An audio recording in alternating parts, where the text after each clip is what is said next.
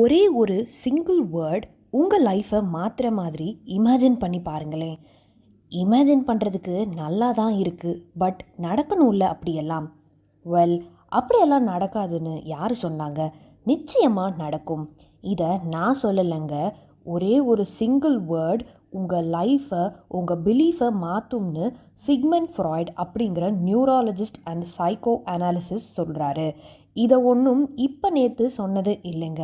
1900ஸ்லேயே single word போதும் நம்ம subconscious மைண்டை ஹேக் பண்ணி அதில் இருக்கிற பிலீஃபை ரீப்ரோக்ராம் பண்ணுறது மூலமாக உங்கள் ஆக்ஷன்ஸ் அண்ட் பிஹேவியர்ஸை சேஞ்ச் பண்ணி உங்கள் லைஃப் பெட்டர் வேர்ஷனுக்கு ட்ரான்ஸ்ஃபார்ம் பண்ண முடியும்.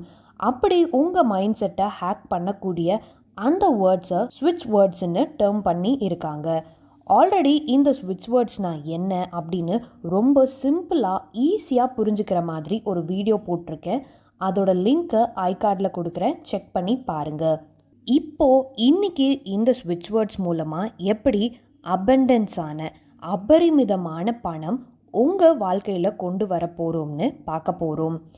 இப்போ இருக்கிற காலகட்டத்தில் லைஃப்பை சஸ்டெயின் பண்ணுறதுக்கு மணி ரொம்ப இம்பார்ட்டண்ட். முன்னாடியுமே அப்படி தான். அப்போ எல்லாம் அப்பா மட்டும் ஒர்க் போவாங்க, அவரோட சேலரியை வச்சு மொத்த ஃபேமிலியும் ரன் பண்ணாங்க. பட் இப்போது ஃபேமிலியில் இருக்கிற எல்லாருமே ஜாப்க்கு போனால் கூட இருக்கிற விலைவாசியை ஃபேஸ் பண்ணுறது ரொம்ப பெரிய விஷயமா இருக்குதான். என்னதான் விலைவாசி ஏறினாலும், கொரோனா வந்த டைம்லையா இருக்கட்டும், தங்கம் விலை ஏறினாலும் ஒரு சில மக்கள் எப்பவும் போல தான் பொருட்களை வாங்க தான் செய்கிறாங்க, ட்ரிப் போக தான் செய்கிறாங்க, நல்லாவே செலவு பண்ண தான் செய்கிறாங்க. நான் ஒரு 11th 12th படிக்கும்போது எங்கள் வீட்டு பக்கத்தில் இருக்கிற கடைக்கு ஸ்நாக்ஸ் பிஸ்கெட் எல்லாம் வாங்குறதுக்கு போனேன். அப்போது 2 அங்கிள் பேப்பரில் தங்கம் விலையெல்லாம் ஏறிடுச்சுன்னு ஒரு நியூஸை பற்றி டிஸ்கஸ் பண்ணிட்டு இருந்தாங்க. நான் ஸ்நாக்ஸ் வாங்கிட்டு பேலன்ஸ் சேஞ்சுக்கு வெயிட் பண்ணிகிட்டு இருந்தேன். சேஞ்சு வேறு கடையில் வாங்கிட்டு வரேன்னு போயிட்டாங்க அந்த அண்ணா. சும்மா போர் அடிக்கும்போது இந்த 2 அங்கிள் பேசுகிறத நான் லிசன் பண்ணிட்டு இருந்தேன். ஒருத்தர் என்ன சொன்னாருன்னா, தங்கம் விலையெல்லாம் ஏறி போச்சு, இவ்வளோ விலை ஏறிச்சுன்னா எப்படி நம்மெல்லாம் வாங்குறது, இனிமே ஒருத்தர் நகை கடைக்கு போக மாட்டாங்க, நகை வாங்குற ஆசையே விட்டுறணும்னு சொல்கிறாங்க. இத்தனைக்கும் அப்படி சொல்கிற அங்கிளுக்கு சொந்தமாக பிஸ்னஸ் இருந்துச்சு, ஒரு வீடு இருந்துச்சு, காரெல்லாம் அப்போவே இருந்துச்சு. அதை லிசன் பண்ணிட்டு இருந்த இன்னொரு அங்கிள் சொல்கிறாரு, நகை விலை என்ன இப்போ நேத்தா ஏறுது, என் கல்யாணத்தப்போ ஒரு சவரன் 500-600 ரூபாய் இருந்துச்சு, இப்போது 5000 வந்துருச்சு, எவ்வளோ விலை ஏறினாலும் அதை வாங்க தான் போகிறோம்னு சொன்னார். இதை சொன்ன அங்கிளுக்கு அன்னைக்கு சொந்த வீடு இல்லை, அவங்க வாடகை வீட்டில் தான் இருந்தாங்க. அவர் லேண்டில் இன்கமும் இல்லை, அவருக்குன்னு வர இன்கம் பெருசாக ஸ்டாண்டர்டாகவும் இல்லை. இது நடந்து ஒரு 10-15 வருஷம் இருக்கும்னு நினைக்கிறேன். ஆனால் இப்போ யோசிச்சு பார்த்தா நகை விலை ஏறுதுன்னு பற்றி புலம்புன அங்கிள் அப்போவே நல்ல நிலைமையில இருந்தால் கூட அவர் அந்த விலையேற்றத்தை நெகட்டிவாக தான் மைண்டில் ஃபிக்ஸ் பண்ணி இருந்தார். அவரோட கரண்ட் சுச்சுவேஷனை பார்த்தா அப்போ இருந்த அதே லெவலில் தான் இப்போயும் ப்ரெசண்ட்டில் இருக்கார். ஒரு 10 வருஷத்துக்கு முன்னாடி வேணும்னா அது ஒரு நல்ல ஸ்டேபிளான லைஃபாக இருந்திருக்கலாம். இப்போவும் அதே நிலைமையில் இருந்தால் அங்கே எந்த டெவலப்மெண்ட்டும் இல்லை தானே.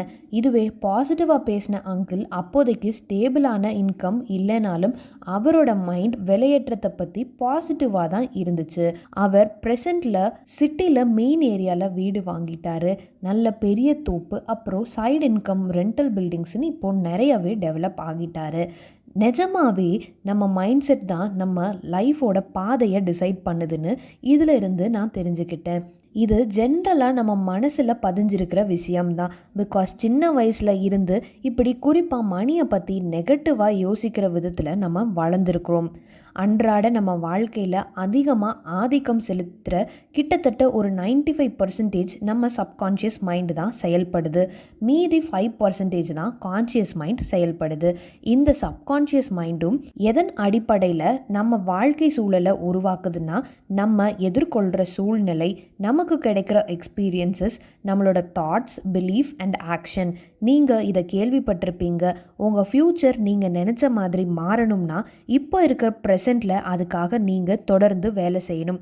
இப்படி 1 நாள் 2 நாள் 1 மாதம் 3 மாதம் 6 மாதம்னு தொடர்ச்சியாக உழைக்கும் போது அந்த 95% வேலை செய்கிற சப்கான்ஷியஸ் மைண்ட் அதுதான் உங்கள் ஃப்யூச்சரை உருமாற்றம் செய்யுது. இப்போது நமக்கு இருக்கிற மணியை பற்றின பிலீஃப்ஸும் இப்படி தான். நம்ம ஒன்றும் வேணும்னெல்லாம் மணியை பற்றி நெகட்டிவாக யோசிக்கலையே. நம்ம மைண்டில் நம்மளை சுற்றி இருக்கிறவங்கனால ப்ரோக்ராம் பண்ணப்பட்டிருக்கு. யார் தான் மணியை வேண்டாம்னு சொல்ல போகிறாங்க? இப்போ இருக்கிறத விட இன்னும் அதிகமாக கிடைச்சா சூப்பராக தான் இருக்கும். அதுக்கு என்ன பண்ணணும்?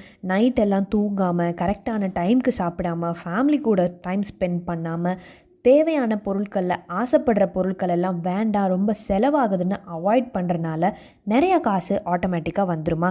கிடையாது. அப்படியே நீங்கள் ஓவர் டைம் எல்லாம் பார்த்து உடம்பை கெடுத்து ஃபேமிலி கூட டைம் ஸ்பெண்ட் பண்ணாமல் இருந்தால் நீங்கள் உங்கள் பணத்தை டாக்டருக்கு ஃபீஸாக கொடுக்கறது மட்டும் இல்லை, உங்கள் அழகான வாழ்க்கையோட தருணத்தையும் தொலைச்சிட்டு இருக்கீங்க. இந்த பிரபஞ்சத்தில் நீங்கள் தேடுற விஷயம் உங்களையும் தேடிட்டு இருக்குது. அதில் பணமும் ஒன்று.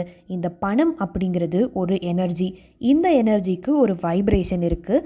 அந்த பணத்தை பற்றி உங்கள் மைண்டில் பாசிட்டிவ் வைப்ரேஷன் இருக்கா இல்லை நெகட்டிவ் வைப்ரேஷன் இருக்கான்னு ஃபஸ்ட்டு தெரிஞ்சுக்கோங்க. பாசிட்டிவ் வைப்ரேஷன் இருந்தால் நிறைய பணம் உங்களுக்கு ஈஸியாக வரும். நெகட்டிவ் வைப்ரேஷன் இருந்தால் பணம் உங்ககிட்ட வரது ரொம்ப கம்மியாக இருக்கும். எப்படி நெகட்டிவான வைப்ரேஷன்லேருந்து பாசிட்டிவ் வைப்ரேஷனுக்கு கொண்டு வரலாம்னு இப்போ பார்க்க போகிறோம். அதுக்கு முன்னாடி நீங்கள் இன்னும் மேஜிக் மைண்ட் சேனலை சப்ஸ்கிரைப் பண்ணலைன்னா சப்ஸ்கிரைப் பண்ணுங்கள். கூடவே பெல் ஐக்கானையும் ப்ரெஸ் பண்ணுங்கள். அப்போ தான் நான் லா ஆஃப் அட்ராக்ஷன் பற்றி போடக்கூடிய ஒவ்வொரு வீடியோஸையும் நீங்கள் மிஸ் பண்ணாமல் பார்க்குற மாதிரி நோட்டிஃபை ஆகும். பணம் எப்படி அட்ராக்ட் பண்ணுறது? அதுக்காக ஸ்விட்ச் வேர்ட்ஸ் சொல்கிறது, அஃபர்மேஷன்ஸ் கேட்குறது, 21 days தொடர்ச்சியாக ப்ராக்டிஸ் பண்ணுறது, இதையெல்லாம் மட்டும் வீட்டில் சோஃபாவில் உட்காந்துட்டு கேட்டுட்டு அதுக்காக ஒரு ஆக்ஷனும் எடுக்கலைன்னா ஒன்றுமே நடக்காது. அப்போ ஒன்றுமே நடக்கலைன்னா எதுக்கு இந்த ப்ராக்டிஸ் எல்லாம்? Waste of time. இந்த ப்ராக்டிஸ் பண்ணுறனால உங்கள் மைண்டில் இருக்கிற நெகட்டிவ் பிளாக்கேஜஸ் ரிமூவ் ஆகும். அப்போ தான் பாசிட்டிவான விஷயங்கள் உங்களுக்கு தெரிய வரும். உங்களுக்கு நிறைய ஆப்பர்ச்சுனிட்டிஸ் உருவாகும். அதில் கரெக்டான டைரக்ஷனில் போகக்கூடிய வழியை உங்கள் இன்ட்யூஷன் சொல்லும். அந்த டைரக்ஷனில் அடியெடுத்து வைக்கும்போது படிப்படியாக உங்கள் இலக்கை நோக்கி நகருவீங்க. ஒன்றும் இல்லை, வீடு தேடி டோர் டெலிவரி பண்ணுறாங்க. ஆன்லைனில் ஆர்டர் பண்ணினா அதை கால் பண்ணியும் உங்களுக்கு கொரியர் வந்திருக்குன்னு இன்ஃபார்ம் பண்ணுறாங்க. அதை கூட நம்ம எழுந்திரிச்சு போய் வாங்கலைன்னா என்னாகும்? வெயிட் பண்ணி பார்த்துட்டு ஆர்டர் கேன்சல்னு சொல்லிட்டு டெலிவரி பண்ணாமல் போயிடுவாங்க. ஆப்பர்ச்சுனிட்டிஸை கரெக்டாக ரிசீவ் பண்ண நம்ம ரெடியாக இருக்கணும். அதுக்காக உழைப்பை போடுறதுக்கு யோசிக்கவே கூடாது. சாக்கு போக்கு சொல்லிட்டு இருந்தால் எந்த பெரிய சக்தியும் அங்கே ஃபெயில் தான் ஆகும். சரி, இப்போது மணி அட்ராக்ட் பண்ணுறதுக்கான ஸ்விட்ச் வேர்ட்ஸை பார்ப்போம். ஸ்விட்ச் வேர்ட்ஸை டெய்லி பேசிஸில் சேன் பண்ணுறனால நம்ம சப்கான்ஷியஸ் பில்ட் ஃபார்ச்சூன். பணம் இவ்வளோ அப்படின்னு என்றதை விட குவிஞ்சு இருக்குது அப்படிங்கிற அர்த்தம் தான் இந்த மாஸ்டர் ஸ்விட்ச் வேர்ட். டிவைன் அப்படின்னாலே ஒரு தெய்வீக தன்மை, ஒரு பிளெஸ்ஸிங்ஸ். இந்த ஸ்விட்ச் வேர்டை எந்த பர்பஸ்க்கு யூஸ் பண்ணாலும் அங்கே அன்எக்ஸ்பெக்டட் மேஜிக் உருவாகும் அப்படின்னு அர்த்தம். டுகெதர், இது ஒரு குரூப், இல்லைன்னா எல்லா வழிகளிலும் ஒன்று சேர்ந்து நடக்கும் அப்படின்னு அர்த்தம். இந்த மணிக்கான ஸ்விட்ச் வேர்ட்ஸை எப்படி யூஸ் பண்ணுறதுன்னு இப்போ பார்க்க போகிறோம். இப்போ லிஸ்ட் பண்ணின இந்த ஸ்விட்ச் வேர்ட்ஸை தனித்தனியாகவும் ரிப்பீட்டடாக சொல்லலாம். Count, count, count, or else find, find, find. இல்லைனா இப்படி குரூப் பண்ணியும் சொல்லலாம். Divine, count, find, divine, count together. அப்படியும் இல்லைனா இது எல்லாத்தையும் சேர்த்து ஃபைண்ட், டிவைன், கவுண்ட் டுகெதர்.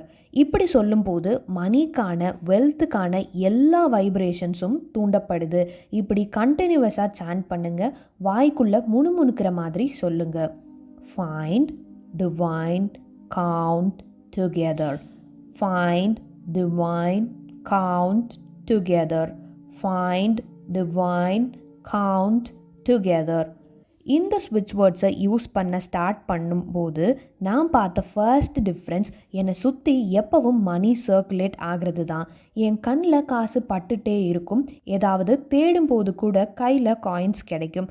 பேங்க்குக்கு போனால் என் கண்ணு முன்னாடி கட்டாக கேஷை வித்ட்ரா பண்ணுவாங்க, இல்லை டெபாசிட் பண்ண வருவாங்க. ஃபோன் ஆர் டிவியில் பார்த்தா 6 digits 7 digitsன்னு பெட்டியாக கேஷ் எடுத்துகிட்டு வர சீன்ஸாக பார்க்க ஸ்டார்ட் பண்ணினேன்.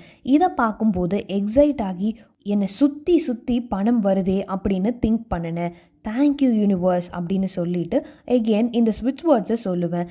எப்போ எல்லாம் நீங்கள் உங்கள் கையில் இருந்து மணியை ஸ்பெண்ட் பண்ணுறீங்களோ, உங்கள் கைக்கு மணி வருதோ, அக்கௌண்ட்டில் கேஷ் டெபிட் ஆனாலும் கிரெடிட் ஆனாலும் சரி, இந்த ஸ்விட்ச் வேர்ட்ஸை ஃபைன், டிவைன், கவுண்ட், டுகெதர் அப்படின்னு மினிமம் ஒரு 30 டைம்ஸாவது ரிப்பீட் பண்ணுங்கள்.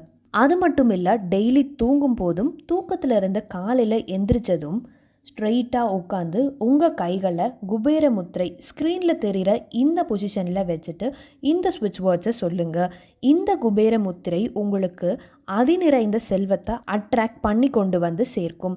இந்த முத்ரா ஏன் யூஸ் பண்ணுறோம்னு இன்னொரு வீடியோவில் டீட்டெயிலாக சொல்கிறேன். இப்போது உங்கள் இண்டெக்ஸ் அண்ட் மிடில் ஃபிங்கரை தம் ஃபிங்கரோட சேர்த்த மாதிரி வச்சுட்டு மீதி 2 ஃபிங்கரையும் ஃபோல்ட் பண்ணி உங்கள் கைகளை மடியில் வச்சுக்கோங்க. ஸ்ட்ரெயிட்டாக உட்காந்துக்கோங்க. உங்கள் முதுகு தண்டு நேராக இருக்கணும். இதை தமிழ்லையும் சொல்கிறேன். ஆள்காட்டி விரலும் நடுவிரலும் கட்டை விரலோட டச் பண்ணி இருக்கணும். மீதி 2 விரல் மோதிர விரலும் சுண்டு விரலும் மடக்கி வச்சுக்கணும். இந்த மாதிரி பொசிஷனில் உட்காந்துட்டு காலையிலையும் நைட்டும் இந்த ஸ்விட்ச் வேர்ட்ஸை சாண்ட் பண்ணுங்கள். ஃபஸ்ட்டு நல்லா ரிலாக்ஸ் ஆகிக்கோங்க. நல்ல டீப் ப்ரீத் எடுத்துகிட்டு ஒரு 2 to 5 minutes இந்த ஸ்விட்ச் வேர்ட்ஸை சொல்ல ஆரம்பிங்க. டெய்லியும் இதை தொடர்ச்சியாக பண்ணுங்கள். அடுத்ததாக பார்க்க போகிறது, இந்த வாசனை பொருட்களுக்கு ஈர்ப்பு சக்தி ரொம்ப அதிகம்.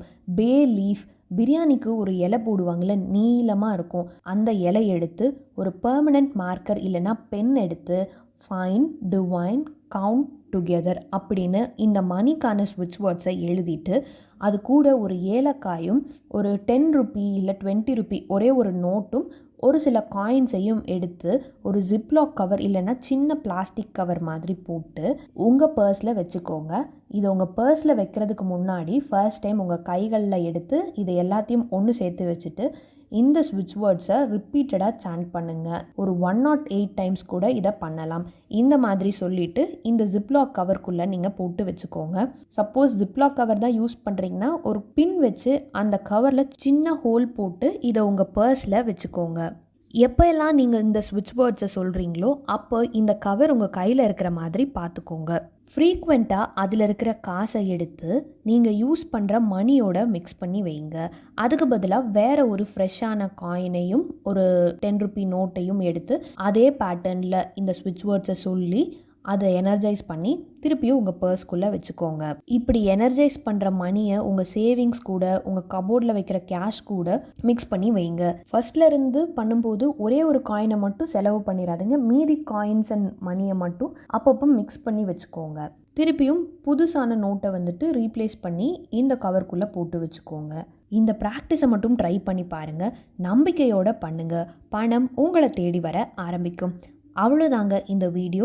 இந்த வீடியோ பிடிச்சா லைக் பண்ணுங்கள். இந்த வீடியோ எப்படி இருந்துச்சு அப்படின்னும் நீங்கள் ட்ரை பண்ணி பார்த்துட்டு உங்களோட ரிசல்ட்ஸையும் கமெண்ட் பண்ணுங்கள். மீண்டும் இன்ட்ரெஸ்டிங்கான ஒரு வீடியோவில் உங்களை சந்திக்கிறேன். நன்றி.